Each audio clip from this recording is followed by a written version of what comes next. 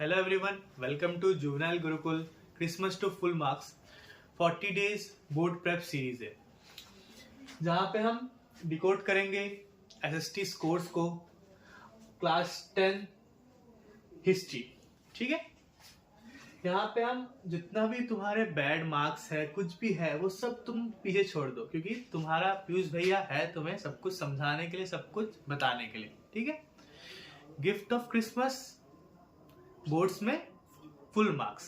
ठीक है, तो सोशल साइंस में हमने पहले वीडियोस में डिस्कस किए थे, आप उस वीडियोस को एक बार अगर देखेंगे तो आपको समझ में आ जाएगा। यहाँ पे हम फिर से बोल देते हैं, प्रैक्टिकल और थ्योरी डिवाइडेड है। प्रैक्टिकल मार्क्स 20 होता है, थ्योरी का 80, जिसमें अलग अलग डिवीजन में है। और अभी हम यहाँ पे पढ़ेंगे जो 20 मार्क्स हिस्ट्री में है उसके बारे में। ठीक है, तो मार्क डिस्ट्रीब्यूशन हमने देखा था इसके पहले। वेरी शॉर्ट आंसर में आते हैं, इमेज बेस्ड, एमसीक्यू, मैचिंग, ये सब जो 1 मार्क क्वेश्चन होते हैं। ठीक है, 1 मार्क क्वेश्चन। और इसमें ऑप्शंस जो चॉइस होता है कि ये और होगा या नहीं होगा, वो हमारे पास नहीं होता है।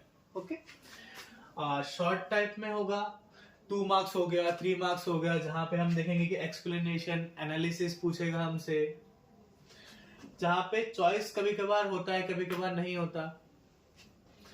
और लॉन्ग में मोस्ट ऑफ द टाइम आप देखेंगे कि इसमें चॉइस मिलेगा ही, जो 5 मार्क्स के क्वेश्चन होंगे। और हमने पहले डिस्कस करे हैं इसके बारे में कि वर्ड लिमिट्स कितने होते हैं। वर्ड लिमिट्स 5 मार्क्स के होंगे 120 वर्ड्स, इसके होंगे 60 वर्ड्स, इसके होंगे 40 वर्ड्स। वर्ड लिमिट्स के बारे में ज्यादा टेंशन नहीं करना, आप जैसे आपको सही लगता है लिखिए। जस्ट थोड़ा सा याद रखिए कि वर्ड्स लिमिट में रहने से, लिखने से अच्छा होता है, क्योंकि टीचर लोग को भी उतना मन नहीं करेगा लेंदी चीजें चेक करने का, तो आप भी उस चीज का ध्यान रखिए। ओके, और मैप पॉइंटिंग था हमारे क्या बोलते हैं सैंपल पेपर में, तो उसके हिसाब से हमने यहाँ पे दिया है मैप पॉइंटिंग 2 मार्क्स का, और पैसेज बेस्ड जो था वो 4 मार्क्स का। ओके, हाँ, तो अभी हिस्ट्री में हमने 5 चैप्टर्स है। 5 चैप्टर्स में से फर्स्ट चैप्टर हम देखते हैं ये the rise of nationalism in Europe. ठीक है, और इसके बाद सेकंड चैप्टर हमारा है nationalism in India. Nationalism in India. ठीक है, और थर्ड चैप्टर हमारा होता है the making of a global world. इन दोनों चैप्टर्स में से जो मतलब फर्स्ट और सेकंड चैप्टर है हमारे, ठीक है, उन दोनों को ही हमें पूरी तरीके से पढ़ना है। ठीक है, मतलब उसमें ऐसा नहीं है कि कुछ छोटा एक पॉइंट छोड़ दिया, कुछ ये नहीं पढ़ा, कुछ वो नहीं पढ़ा, वैसा नहीं। बट हम थर्ड चैप्टर में देख रहे हैं the making of a global world में, कि हम यहाँ पे हमें ऑप्शन दिया है कि सब पॉइंट जो होते हैं 1 to 1.3 में जो आ रहे हैं, pre modern world to conquer disease और ट्रेड, इन सब के बारे में हमें पढ़ना है। लाइक स्पेसिफिकली इनके बारे में पढ़ना है। और जो दूसरे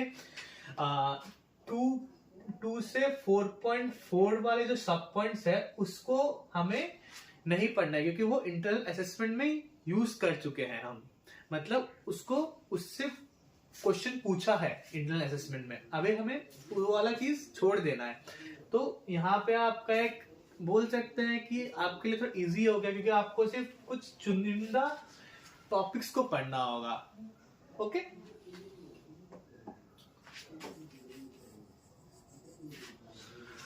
फिर क्या बोलते हैं थर्ड चैप्टर में हम देखते हैं, फोर्थ चैप्टर में हम देखेंगे print culture and modern world. Print culture and modern world. Okay, तो इसमें भी आपको हर एक मतलब जितना भी डिटेल्स है सब कुछ डिटेल में पढ़ना है, हर एक टॉपिक्स पढ़ना है जितने भी होंगे। इधर ऐसा कुछ नहीं है कि अरे ये टॉपिक छोड़ दिया, वो छोड़ दिया। ओके, पूरा ही इसमें पढ़ना होगा आपको। और लास्ट जो चैप्टर है, चैप्टर नंबर 5, इसमें है कि ये सिर्फ आपको लग रहा हो कि लास्ट चैप्टर पढ़ना है कि नहीं, पर ये वाला लास्ट चैप्टर नहीं पढ़ना, ये सिर्फ आपके पीरियोडिक असेसमेंट के लिए है। ठीक है, लास्ट चैप्टर आपको नहीं पढ़ना है, ये वाला चैप्टर आपकी जरूरत का नहीं है। आपको सिर्फ first chapter, second chapter, third chapter में से भी 1 से लेके 1.3 में जितने भी टॉपिक्स आते हैं वो पढ़ने हैं। इसके बाद फोर्थ चैप्टर आपको पढ़ना है। ठीक है, तो इस टॉपिक्स को आप ध्यान मतलब दिमाग से निकाल दीजिए। ओके, हाँ, तो फर्स्ट चैप्टर से हम देखते हैं जो राइज ऑफ नेशनलिज्म यूरोप है, सैंपल पेपर के हिसाब से, और हमने इसके प्रीवियस ईयर में जितने भी क्वेश्चन पेपर्स आए थे उसको एनालिसिस करके हमने देखा। नॉर्मली उसमें मतलब ज्यादा मार्क्स कितने का पूछा जाता है, 4 to 6 मार्क्स का, ठीक है। 4 to 6 मार्क्स के बारे में उससे पूछते हैं हमसे, और वो 4 to 6 मार्क्स में हमारा अभी 3 मार्क्स भी आ सकता है, 2 मार्क्स भी आ सकता है, 5 मार्क्स भी आ सकता है। ये नहीं कि अभी अगर ऐसा बोला गया है कि 4 मार्क का है, ठीक है, मैंने बोला 4 मार्क है तो यहाँ से 5 मार्क्स नहीं आएगी, क्योंकि इसीलिए मैंने यहाँ पे 6 मार्क्स दिया है, तो 4 + 1 6 हो गया ना। तो वैसे भी आ सकता है क्वेश्चन, तो ऐसा नहीं कि हम यहाँ से 5 मार्क्स का छोड़ देंगे, अरे इसमें तो सर ने बोला है कि 4 मार्क्स की आएगा, ठीक है, ये नहीं करना है। 5 मार्क्स के लिए भी हमें प्रिपेयर रहना है। कोई अगर टफ क्वेश्चन आ गया, कोई एक्सप्लेनेशन क्वेश्चन आ गया, कुछ अगर रीजनिंग क्वेश्चन आ गया, वैसे क्वेश्चन के लिए, ठीक है। फिर नेशनलिज्म इन इंडिया के बारे में हम देखते हैं। Nationalism India, okay. Nationalism in India में हम लोग देखेंगे कि 5 to 6 मार्क्स पूछेगा, ठीक है। 5 to 6 मार्क्स के बारे में पूछने से हमें भी क्या करना है, 5 to 6 मार्क्स में हमें शॉर्ट क्वेश्चन भी पढ़ना है, स्मॉल मतलब जो मल्टीपल चॉइस क्वेश्चन भी आ जाएगा इसमें, और जितने भी मतलब वेरी लॉन्ग वाले भी आ जाएंगे, ठीक है। तो नेशनलिज्म वाला हमारा समझ लीजिए इन 2 टॉपिक से, इन 2 चैप्टर से आपको मेनली जितने भी जो 5 मार्क क्वेश्चन है वो ध्यान से पढ़ना है, इनको सब डिटेल में पढ़ना है, ठीक है। और जो making of the global world, जैसे मैंने बोला था आपको कि इस वाले में हमने देखा है ना कि सिर्फ एक सिंपल कुछ 2 टॉपिक्स या कुछ टॉपिक्स के बारे में ही पूछा जाएगा। तो इसीलिए यहाँ पे जितना हमने पैटर्न देखा है, पैटर्न में है कि इससे सिर्फ 2 to 3 मार्क्स पूछा जा रहा है, ओके। 2 to 3 मार्क्स जब पूछा जा रहा है तो समझ में आ ही गया कि मतलब किस टॉपिक से पूछा गया, डिजास्टर, ट्रेड, उन सब चीजों से, ओके। और print culture and modern world से भी लाइक बहुत कम चीजें पूछे गए हैं। और देखिए, मैं 100% नहीं बोलूंगा कि यहाँ से ऐसा पढ़ने से ही होगा, क्योंकि हम ये पूरा रिसर्च के बेस में बोल रहे हैं, प्रीवियस ईयर में ऐसे ही पूछा गया है। तो आप ऐसा नहीं कि क्या बोलते यहाँ से 5 मार्क्स का बिल्कुल ही नहीं पढ़िए, लेकिन क्या बोलते हैं जस्ट थोड़ा सा इधर रिलैक्स हो जाइए। मतलब इतना मत सोचना कि हाँ यहाँ पे इधर आएगा, इधर करना ही पड़ेगा, कि इसमें टॉपिक्स ही नहीं है। 3rd चैप्टर में तो आपके पास टॉपिक ही नहीं है, तो आप इसमें क्या 5 मार्क्स बनाएंगे, आप बोल के देखिए। तो इसीलिए ये वाला आप थोड़ा सा इधर रिलैक्स हो जाइए। और सबके लिए हिस्ट्री बहुत ज्यादा टफ लगता है, सबको लगता है अरे यार हिस्ट्री में इतना बोरिंग है, कौन पढ़ेगा, डेट्स याद रखना है, ये याद रखना है, बट ऐसा नहीं है। जस्ट थोड़ा उसको इंटरेस्टिंग वे में अगर हम पढ़ेंगे, उसको स्टोरी टेलिंग के तरीके से पढ़ेंगे तो सब कुछ ही मजा आएगा। और एज ए मतलब मुझे ऐसा फील होता है कि हिस्ट्री तो सबसे ज्यादा इंटरेस्टिंग टॉपिक है, क्योंकि उसमें आपको इतना कुछ जानने के लिए मिलता है पास्ट के बारे में, तो मतलब बोरिंग कैसे हो सकता है।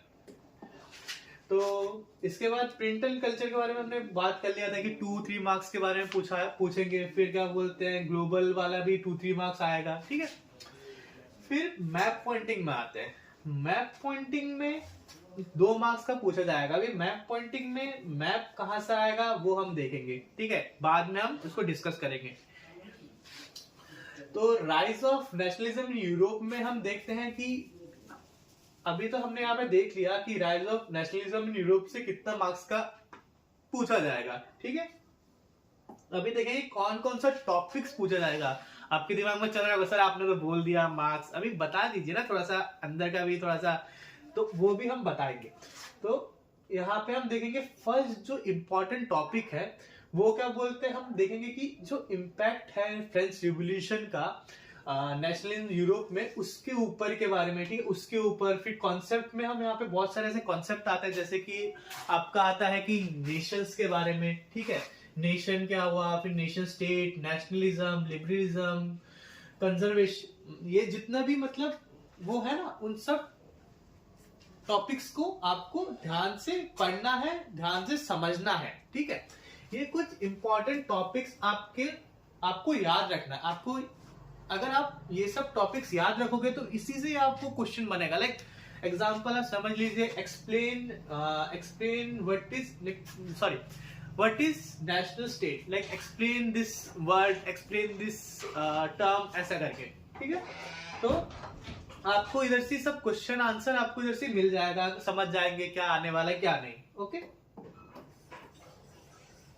फिर हम देखते हैं कि unification of Italy and Germany जो है टॉपिक इस चैप्टर में, वो भी काफी इंपॉर्टेंट आ रहा है, क्योंकि प्रीवियस ईयर क्वेश्चंस में ये सब क्वेश्चन पूछा गया है कि यूनिफिकेशन कैसे हुआ था इटली और जर्मनी का, उधर क्या क्या रीजंस थे, मतलब तो इसके आसपास का जितने भी आप मतलब जितने भी नॉलेज आपके पास है, लाइक आप गैदर कर सकते हो, समझ सकते हो, उनको समझ लीजिए तो आपके लिए इजी हो जाएगा।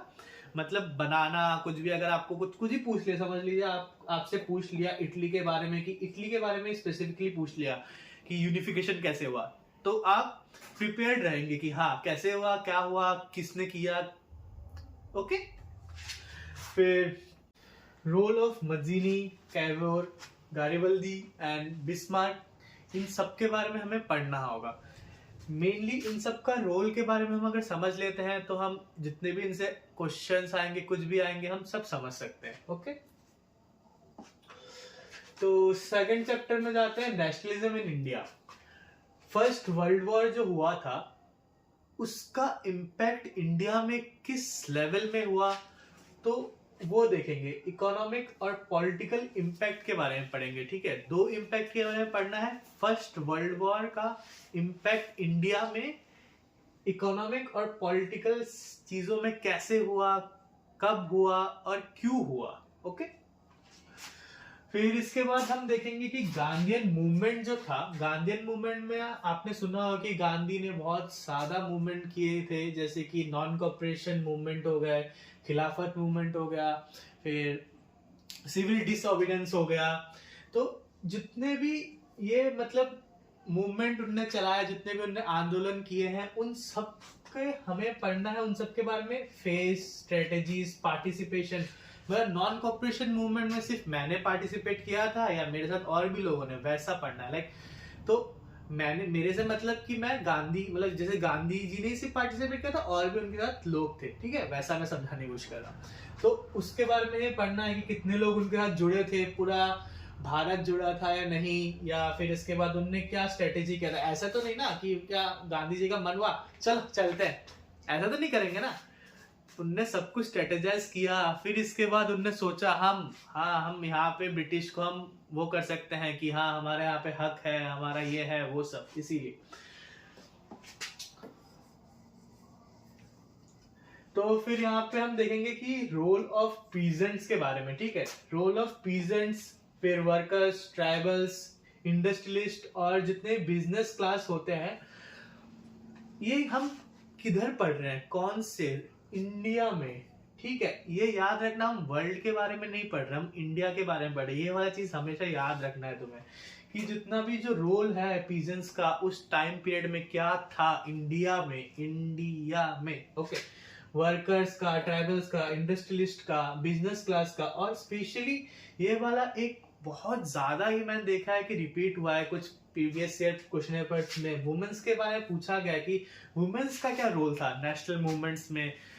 मतलब बहुत ज्यादा यह चीज पूछा जाता है कि नेशनल मूवमेंट में जो था, मतलब नेशनल जो मूवमेंट में वुमेन्स का क्या रोल था, उनने क्या किया, उनका क्या आइडियाज थे, कौन उनका ऐसा एक लीडर था जिनने बहुत ज्यादा मतलब होता ना कि मतलब पार्टिसिपेशन किया। ओके, तो ये सब थोड़ा देख लेना तो मतलब इजी होगा, अगर क्वेश्चन आएगा तो यहाँ से तुम लिख पाओगे। फिर इसके बाद हम देखते हैं सेंस ऑफ कलेक्टिव बिलोंगिंग। जैसे कि क्या बोलते हैं, अगर कोई वॉर हो रहा है, कोई कुछ समझ लो, अगर कुछ नॉन कॉपरेशन मूवमेंट ही हो रहा है कि नॉन कॉपरेशन मूवमेंट के लिए कुछ जैसे हम नारे लगाएंगे ना, जैसे कि बहुत सारे पार्टीज के हमारे इंडिया में नारे हैं कि अरे वैसा नारा वैसा नारा, मैं बोल नहीं रहा बट आप समझ जाओ कि वो नारे अगर जब लगा रहे हैं तो वो नारों का तो कुछ तो होगा ना, कुछ मतलब बहुत सारे ऐसे मतलब सॉन्ग्स के द्वारा वो गाए जाएंगे। फिर पार्टीज के हमेशा एक सिंबल्स देखे होंगे तुमने, बहुत सारे पार्टीज के, किसी के क्या बोलते हैं ये होता है, किसी का वो मतलब फूल होता है, वैसा टाइप का, ठीक है। तो फिर फ्लोक्लोर हो गया, मतलब उस टाइम में हमारे पास तो फोन जैसे अभी है कि अरे व्हाट्सअप कर दिया, वैसा तो नहीं कर सकते ना। तो यही है कि उस टाइम में फैलाएंगे कैसे, वो मूवमेंट को बढ़ाएंगे कैसे, यही फोकलोर गा के कि अरे भाई ऐसा एक कहानी था, वैसा था, वैसा था, ठीक है। तो फिर री इंटरप्रिटेशन करना, ये सब चीजों मतलब तुम्हें पढ़ना है कि क्या बोलते हैं, कैसे मतलब फैला ये वाला चीजें, फिर कैसे मतलब जितना भी मतलब मूवमेंट, इन सब के बारे में, सिंबल, सॉन्ग्स, इन सब से कैसे कैसे फैला और क्या क्या उस टाइम में हो रहा था। ओके। और सब, और ये वाला भी एक इम्पोर्टेंट बोल सकते हो, काइंड ऑफ इम्पोर्टेंट है, क्योंकि ये वाला जो एक्ट है ये मेनली कनेक्ट करता है जितने भी मतलब नॉन कोऑपरेशन हो गया, खिलाफत हो गया, फिर क्या सिविल डिसोबीडियंस, यहाँ से ही मेन शुरू हुआ था रॉलेट एक्ट से, ठीक है। मतलब यहाँ से ही स्टार्टिंग धीरे धीरे हुआ था कि क्या बोलते हैं, यहाँ से ही लोग भड़क गए थे कि अरे भाई मेरे को वो नहीं मिल रहा, यहाँ से वो नहीं हो रहा, वैसा टाइप का, ठीक है। तो अभी हम देखेंगे थर्ड चैप्टर में। थर्ड चैप्टर में होगा कि the making of a global world. Making of a global world में हमने पहले ही बोला है कि आपको ज्यादा कुछ नहीं पढ़ना, जो गिवन टॉपिक्स है उसी में ही पढ़ना है। ओके।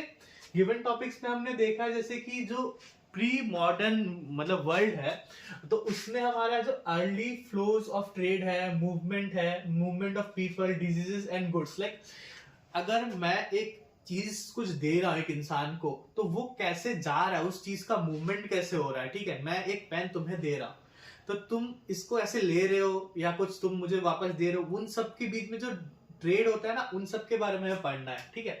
फिर उसके साथ साथ डिजीजेस के बारे में पढ़ना है। देखो ये एक ऐसा टाइम था जहां पे हमारे पास, अभी जैसे हमारे पास साइंटिफिकली बहुत हम लोग एडवांस हो चुके हैं, तो हमारे पास मतलब जो हेल्थ सेक्टर है उसमें हम बहुत एडवांस, हमें सब कुछ पता चल जाता है, लेकिन उस टाइम में वैसा नहीं था। तो वो जो डिजीजेस है वो बहुत इजीली स्प्रेडेबल थे और लोगों को पता ही नहीं था कि डिजीज क्योर कैसा करना है, क्या नहीं, तो वो सब। ओके। और ये वाला एक है, मैंने क्या बोलते पहले मेंशन नहीं किया था कि चैप्टर के टाइम में, ये एक इम्पोर्टेंट, लाइक ये वाला 1815 से लेकर 1914 के बीच में जो इंडस्ट्रियलाइजेशन, इंपीरियलिज्म और क्या बोलते हैं जो वर्ल्ड ट्रेड पैटर्न्स था, उन सब के बारे में थोड़ा सा पढ़ लेना तो बेटर होगा, क्योंकि ये वाला चैप्टर नॉर्मली ज्यादा मार्क्स कैरी करता नहीं है, लेकिन अगर थोड़ा सा तुम ये बस जस्ट ब्रीफली तुम इन चीजों को समझ लेना, ज्यादा कुछ है नहीं, ज्यादा कुछ टफ नहीं है। इंडस्ट्रियलाइजेशन क्या है तुम समझ लोगे एक बार, बस खत्म, और कुछ नहीं। ओके। और ये वाला टॉपिक और ये वाला टॉपिक हमने पहले बोला था 1 to 1.3 में ये सब टॉपिक्स आते हैं। इम्पैक्ट ऑफ कॉन्क्विस्ट आ गया, फिर क्या बोलते हैं pathogens on local societies and economics वाला चीज आ गया, मतलब सब कुछ चीजें यहाँ पे कवर हो जा रहा है आपका। ओके। फिर लास्ट चैप्टर हमारा होता है print culture and modern world. Okay. Print culture and modern world में हम देख रहे हैं कि जो ओरिजिन कैसे हुआ प्रिंट का, लाइक आसमान से तो नहीं टपकेगा, और मतलब प्रिंट किसी ने ओरिजिन किया होगा ना, कोई तो लाया होगा प्रिंट को, किसने दिमाग में होगा अरे यार प्रिंट करना चाहिए, मैं तो अभी सिर्फ पत्थर में लिखने से तो नहीं होगा, कुछ छाप के किसी को देना होगा, किसी को बताना होगा। तो वही तो वो प्रिंट कैसे आया, वो प्रिंट जो आया था वो था ईस्ट एशिया में आया था, और क्या बोलते हैं वो धीरे धीरे कैसे स्प्रेड हुआ उसके बारे में हमें पढ़ना होगा, यूरोप में कैसे स्प्रेड हुआ, फिर ये वाला मेन टॉपिक्स में से एक है, ठीक है। फिर प्रिंट एंड रिफॉर्मेशन हो गया, फिर enlightenment and growth of public opinion in Europe, ठीक है। देखो प्रिंट एंड रिफॉर्मेशन, प्रिंट अगर एक मैं सिंपल सा एग्जांपल देता हूँ, नॉर्मली हमने इसके पहले पढ़ा नेशनलिज्म इन इंडिया के बारे में, ठीक है। तो वहां पे हमने देखा कि चीजों को हम फैला कैसे रहे, सॉन्ग्स के द्वारा, फ्लोक्लोर के द्वारा, बट वो नॉर्मली माउथ टू माउथ जाने में टाइम लगता है ना। लेकिन अगर एक चीज एक प्रिंट कर दिया, मैंने अगर प्रिंट किया है त्रिपुरा में, मैं नेक्स्ट दिन उसको क्या बोलते हैं किसी ना किसी चिट्ठी के द्वारा, किसी ना किसी मतलब ट्रांसपोर्ट के द्वारा दूसरे स्टेट में इजीली भेज सकता हूँ, और वो भी एकदम सही फैक्ट के साथ, क्योंकि वो प्रिंटेड है, उसको कोई अभी फॉर्ज नहीं कर सकता, फॉर्ज करने से समझ में आ जाएगा। तो वही बात है, तो वो चीज, तो इसके वजह से क्या हुआ, एनलाइटमेंट और जो मतलब जो होता है ना कि लोगों का जो ओपिनियन है वो मतलब धीरे धीरे चेंज होने लगे, कि लोग जानने लगे कि अरे भाई मेरे इधर ये खराब हो रहा है, मेरे उधर वो खराब हो रहा है। तो ये वाला चीज लाइक आया, ठीक है, प्रिंट के साथ साथ ये वाला चीज हमें समझना होगा, यही बस कनेक्शन। देखो हिस्ट्री बहुत ज्यादा सिंपल हो जाएगा अगर तुम चीजों को कनेक्ट करते हुए चलोगे। जस्ट एक चेन की तरह समझ लो, एक चेन है, उस चेन का मतलब कड़ी को तुम बस कनेक्ट करो, वो अपने आप ही जुड़ जाएगा।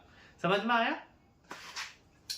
फिर इसके बाद हम देखते हैं कि जो मतलब प्रिंट जो सिस्टम है वो कैसे इंडिया में आया, ठीक है। फिर उसके मतलब कैसे कैसे नए नए मतलब अर्ली जैसे प्रेसेस में क्या क्या थे, कि मतलब अर्ली प्रेसेस में कहाँ क्या यूज हुआ, क्या प्रिंट हुआ।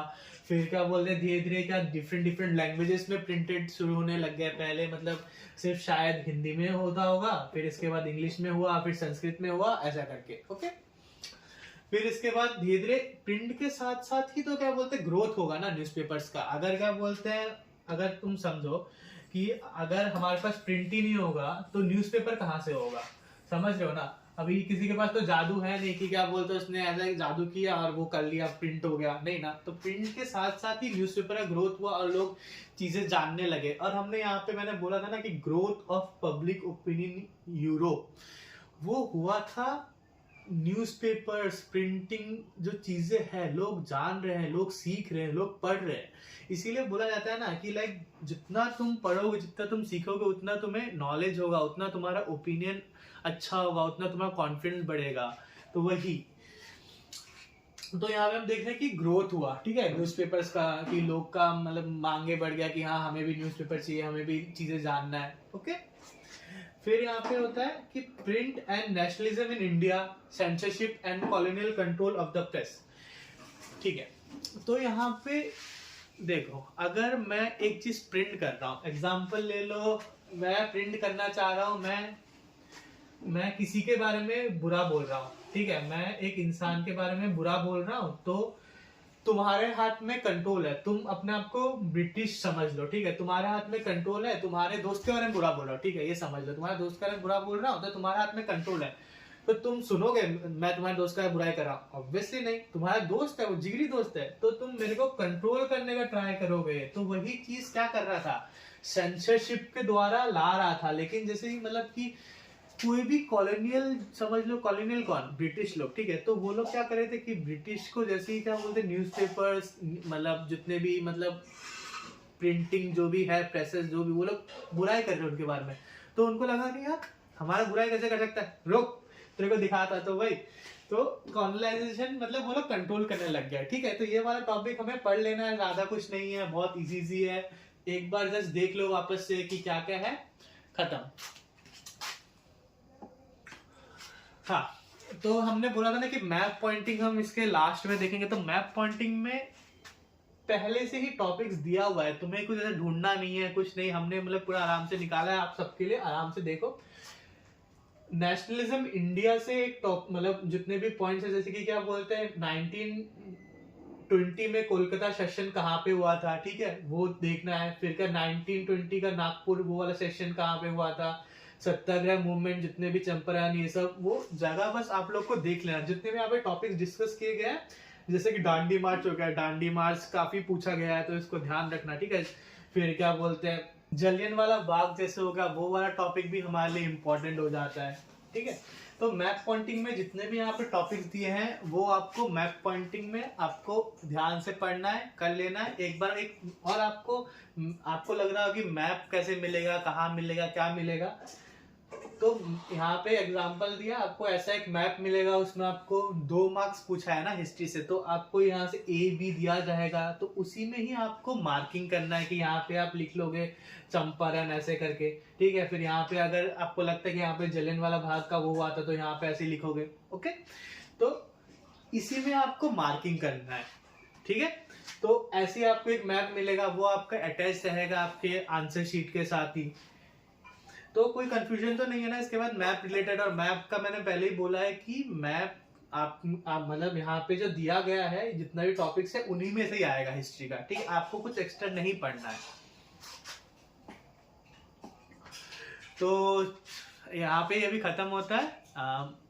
Like, share and subscribe. Thank you for watching our video. और अगर आपको कोई भी प्रॉब्लम हो, कोई भी मतलब कंफ्यूजन हो, तो आप क्या जुवेनाइल गुरुकुल को कांटेक्ट कर सकते हैं, व्हाट्सएप पे मैसेज कर सकते हैं, ईमेल दिया गया है उसमें भी कांटेक्ट कर सकते हैं। अगर आपको ऐसा लग रहा है कि इसी से भी नहीं होगा तो आप आके भी बात कर सकते हैं यहाँ पे एड्रेस दिया हुआ है। ओके, जय हिंद।